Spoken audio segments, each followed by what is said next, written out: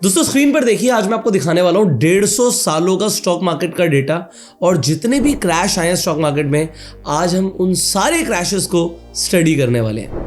सबसे पहले जो आपने अभी लेटेस्ट क्रैश देखा था, पहले उस पर चलते हैं, and that was Covid crash. जो पेंडेमिक में क्रैश आया था। अच्छा, ये डेटा जो है ये बेसिकली यूएस स्टॉक मार्केट का डेटा है, तो इंडिया की मार्केट में थोड़ा बहुत डिफरेंस अलग आया होगा। एग्जांपल कि अगर हम डिक्लाइन परसेंटेज की बात करें कि यूएस की स्टॉक मार्केट कोविड के क्रैश में कितने परसेंट गिर गई, तो रफली 20% गिर गई।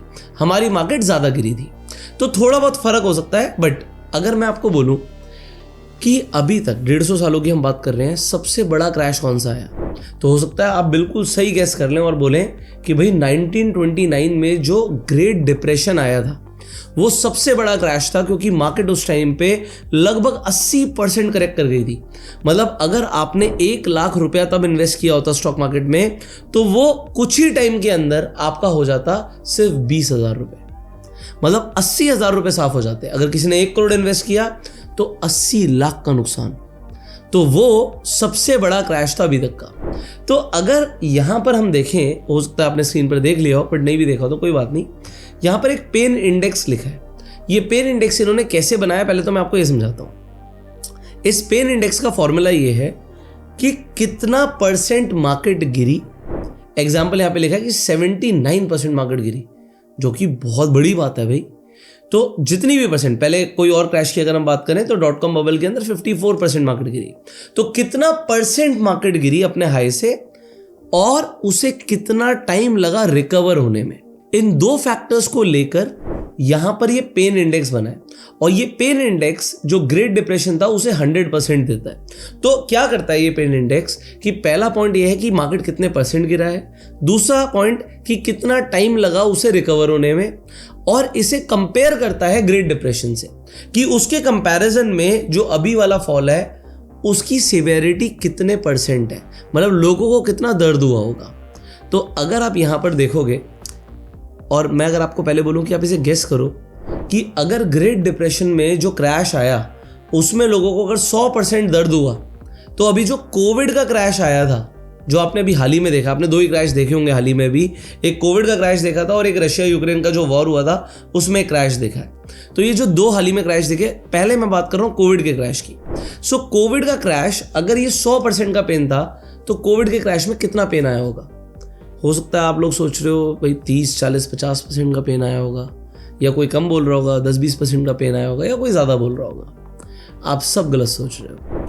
अगर मैं यहाँ पे डेटा दिखाऊं तो अगर ग्रेट डिप्रेशन में लोगों को 100% दर्द हुआ है, तो कोविड में तो 1% भी नहीं हुआ, 0.9% का पेन इंडेक्स बता रहा है।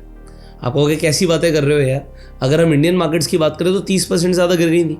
तो अगर हमारा इंडेक्स 30% गिर गया, यूएस का 19.6% गिर गया, तो 1% का ही पेन है ये इसलिए है क्योंकि ग्रेट डिप्रेशन में मार्केट को रिकवर करने में लगभग 4 साल लगे थे। 4 साल, मतलब अगर आज आपका 1 लाख रुपया 20,000 रह गया, तो उसे वापस 1 लाख रुपया पहुंचने में 4 साल लगे, और कोविड में लगे 4 महीने, क्योंकि सिर्फ 4 महीने लगे आपका जहां से पैसा गिरा था वहां तक पहुंचने में। तो ये पेन इंडेक्स मेजर कर रहा है कि लोगों को ज़्यादा तकलीफ नहीं हुई है। इसका मतलब ये है कि अगर हम लोग कहते हैं हमने क्रैश देखा अपनी आंखों के सामने, क्रैश हम बोलते कब है, जब स्टॉक मार्केट 20% से ज़्यादा गिर जाती है। तो यहाँ पर जितनी भी, यहाँ पर मैंने आपको अभी क्रैशेस के बारे में बताना है। अगर आप डिक्लाइन परसेंटेज देखोगे तो सारे 20% से ऊपर के क्रैश है।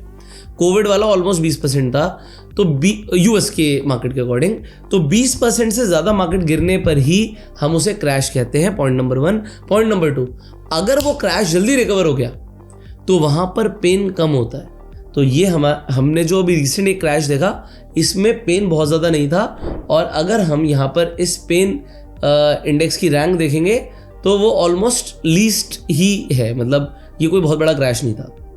बट जब हम यूक्रेन रशिया वाली बात करते हैं, तो अभी 150 सालों में जितने भी क्रैश आए उसमें इसका जो रैंक है, यहाँ पे 19 है टोटल, या पता नहीं 20 क्यों लिखा है, तो अगर हम सारे क्रैश देखें तो ये 8वें नंबर पर है। तो लगभग 20 बड़े स्टॉक मार्केट क्रैशेस में ये 8th नंबर पर है जिसमें मार्केट यूएस की 28% गिरी थी। अब इंडिया पर इतना फर्क नहीं आया था। अगर आप इंडियन मार्केट को देखोगे तो इंडियन मार्केट इतनी नहीं गिरी थी।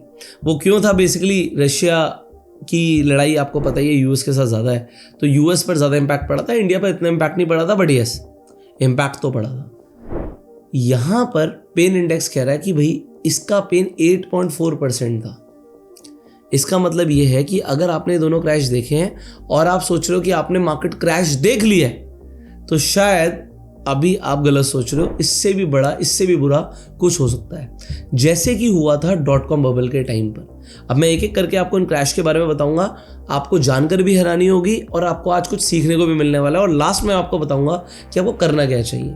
अगर आप यहाँ पर देखोगे 54% मार्केट गिरी थी। बेसिकली ये 2 स्टेजेस में हुआ था। हुआ क्या? सबसे पहले सन 2000 की हम जब बात करते हैं तो .com बबल का क्रैश हुआ। अब ये .com बबल क्या है? जो भी कंपनी स्टॉक मार्केट पे लिस्टेड थी, जिस कंपनी के एंड में .com लिखा था, x कुछ भी लग लो, xyz.com, तो उसके शेयर्स भाग रहे थे। अब लोगों ने क्योंकि आईटी पर इतना ज़्यादा बेट किया, ओवर स्पेक्यूलेशन हो गई थी, तो जो दाम थे स्टॉक्स के बहुत ज़्यादा बढ़ गए थे। तो अगर किसी ने सन 2000 में 100 रुपये डाले तो हुआ क्या? वहाँ पे लगभग 50% पैसा गिर गया लोगों का, और उस क्रैश से मार्केट को रिकवर होने में कितना टाइम लगा? लगभग 7 साल। सो अगर आप ओवरऑल देखोगे सन 2000 से लेके 2013 में जाके मार्केट रिकवर हुई है, इसके अंदर 54% मार्केट गिर गई थी। 54% ओवरऑल सन 2000 से लेके 2009 तक, और 2013 में जाके रिकवर हुई। तो यहाँ पर 85% पेन था। इसी तरीके से ये 1972 की बात है, तो ये वियतनाम वॉर की बात है। वर्ल्ड वॉर 1 जो था वो भी बड़ा सीवियर था, ऑलमोस्ट 90% पेन इंडेक्स पर उसकी रैंकिंग है 89.3, तो मार्केट 51% गिर गई थी। अब वर्ल्ड वॉर 1 था तो होना था। फिर वर्ल्ड वॉर 2 के अंदर मार्केट 49%, 50% गिर गई थी, and that was also very severe. So there were multiple, जो शायद आपको इतने जानने ज़रूरी नहीं क्योंकि इनकी रैंकिंग भी कम है और पेन परसेंटेज भी कम है, बट जो सबसे सीवियर था वो मैंने आपको बताने की कोशिश करी। अब बात करते हैं, अगर आप इस चार्ट को देखते हो तो बीच में ऐसे कई सारे फेजेस दिखते हैं जब मार्केट ने मूव ही नहीं किया। तो यहाँ पर अगर मैं पहले तो दिखाता हूँ, अगर आप यहाँ पर देखोगे सो एक ग्रोथ ऑफ $1 है कि अगर आपने $1 इन्वेस्ट किया होता, आप तो थे नहीं तब, 1870 की बात कर रहा हूँ, शायद आपके परदादा हुआ करते होंगे। सो अगर उन्होंने $1 इन्वेस्ट किया होता या ₹1 इन्वेस्ट किया होता, तो आज उसकी कीमत क्या हो गई? आज उसकी कीमत हो गई $30,000 या $30,000। सो लगभग आज की रेट में $1 30,000 हो चुका है। तो ओवर द ईयर्स मार्केट बढ़ती है। बट एक चीज़ मैं आपको बताना चाहूँगा, ये जो मैंने आपको अभी एग्जाम्पल दिया ना, इसे बड़े ध्यान से देखना। सन 2000 से मार्केट गिरना शुरू करती है और 2013 तक मार्केट अपने हाई को ब्रेक नहीं कर पाती। 13 साल का टाइम मार्केट ने दिया 0 रिटर्न। क्या आपको मंजूर है? आप कह रहे हो मार्केट बढ़ती है, मैं आपको ये दिखा रहा हूं कि 13 सालों तक मार्केट नहीं बढ़ी। आज आपकी उम्र होगी, हो सकता है 20 साल, 25 साल, 30 साल। अगर आज आप 20 साल के हो तो आप 33 साल के हो जाओगे, 13 साल निकल जाएंगे और मार्केट देगी आपको 0 रिटर्न। क्या ये मंजूर है? अभी जो मार्केट लेटेस्ट करेक्ट हुई, लोगों के पोर्टफोलियो 35% गिर गए। अगर आपको कोई ये बोले भैया 15 साल लगेंगे आपका जहाँ पे पैसा था वहाँ तक वापस आने में, तो क्या आपको मंजूर है? आप सोच के हैरान हो जाओगे। बट येस, मार्केट के अंदर बियर मार्केट्स के ऐसे बहुत सारे फेजेस आए हैं कि मार्केट ने कई कई सालों तक रिटर्न नहीं दी है। तो अगर आप स्टॉक मार्केट में इन्वेस्ट कर रहे हो तो यहाँ पर 2 चीज़ें हैं। पॉइंट नंबर 1, मार्केट हमेशा क्रैश करती है, क्रैशेस आते रहते हैं, कोई ना कोई और रीज़न होगा। यहाँ पर देख लो कितने सारे रीज़न है, मल्टीपल रीज़न हो सकते हैं, मार्केट हमेशा क्रैश करती है। बट यहाँ पर आपका लेसन नंबर 2 है कि मार्केट हमेशा बाउंस बैक करती है। करना क्या चाहिए? What you can do. So point number 1, जब भी क्रैश आता है आपका पोर्टफोलियो वेल डाइवर्सिफाइड होना चाहिए। देखो, मतलब मैं अपने पोर्टफोलियो के अंदर गोल्ड और सिल्वर को लेके चलता हूँ कि अगर मार्केट गिरेगी भी तो गोल्ड सिल्वर नहीं गिरेंगे, और अगर मेरे पास अपॉर्चुनिटी होगी मार्केट में जब प्राइस नीचे गिर रहा होगा तो मैं गोल्ड सिल्वर को बेच के मैं अपना पैसा इक्विटी में शिफ्ट कर सकता हूँ। इसे कहते हैं कि एसेट एलोकेशन आप खुद से कर सकते हो। पता नहीं कितने लोग ऐसा करते हैं, क्योंकि लोग ज़्यादातर हाई बेट्स लेते हैं, ऐसे स्टॉक्स में पैसा लगाते हैं जो पेनी स्टॉक्स होते हैं। 100 रुपये से कम के अगर शेयर्स में आप इन्वेस्टमेंट कर रहे हो तो आप ये समझ लीजिए वो जो शेयर्स हैं उनके बढ़ने की प्रोबेबिलिटी थोड़ी सी कम हो जाती है अगर मार्केट क्रैश कर रही होती है। आप सोच रहे हो 100 का 200 होगा, बट पहली बात तो उन शेयर्स का मार्केट कैप वैसे ही कम है, वो बड़ी कंपनियां नहीं होती जनरली। तो अगर आप छोटी कंपनियों में पैसा लगा रहे हो तो आपके लिए रिस्क बहुत ज़्यादा होता है, रिवॉर्ड ज़्यादा आ सकता है बट रिस्क बहुत ज़्यादा है। तो डाइवर्सिफाइड रखो। Profit booking is also not a problem. अब देखो है क्या, ये सारी रिसर्च करने के बाद पॉइंट ये है कि ये रिसर्च मैं आपके साथ क्यों शेयर करता हूँ, क्योंकि आपको देखने को मिले कि मार्केट के अंदर बहुत बड़े बड़े क्रैश आ सकते हैं। आप लोगों को इन क्रैश से सीखना चाहिए।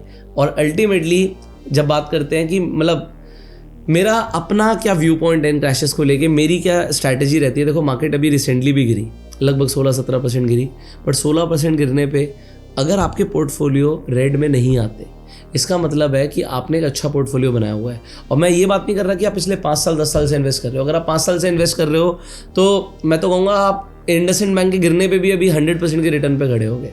कहने का मतलब ये है कि अगर आप लॉन्ग टर्म के इन्वेस्टर हो तो मार्केट में कोई शेयर, कोई ETF, कोई म्यूचुअल फंड अगर ज़्यादा भी गिर जाएगा तो आपकी रिटर्न दिखेगी बट लॉन्ग टर्म की दिखेगी। अब पॉइंट यहाँ पर आता है कि ठीक है मार्केट हमेशा क्रैश करेगी और मार्केट हमेशा बाउंस बैक करेगी, बट यहाँ पर कोई इन्वेस्टिंग स्ट्रैटेजी है क्या? कोई ऐसी स्ट्रैटेजी है जो मेरे पास है जो मैं आपको दे सकता हूँ? आंसर है हाँ।